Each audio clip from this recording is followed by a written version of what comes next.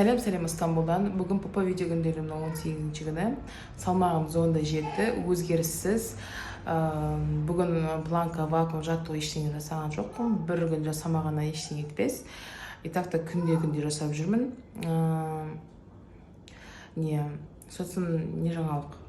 Бүгін жасамаған себебім өйткені бір шаруам болды да кешігіп қалдым. Сағат қазір 11:30, 12-ге жақындап қалды. Суымда қазір шығады, 2 стакан су. Сосын және бір нем бар, ол шөп шайым бар, соны ішем. Таң асым овсянка жемістермен йогуртпен, сосын кешке чечевичный сорпа ішем. Обед ішпеймін, өйткені таң асымда мен кешігіп жатырмын.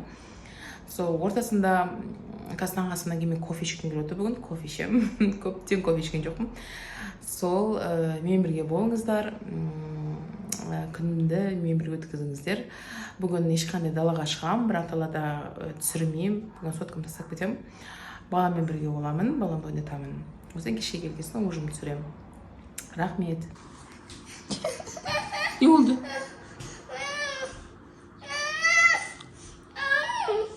Kalkayım mı? Tamam, kalkarım. Benim balam süt kızıyordur. Dostlar, менің таң асым овсянка, жаңа айтқандай, йогуртпен, өзім жасаған йогуртпен араластырдым. Банан, абрикос. Маған ас болсын. Қайырлы кеш, достар.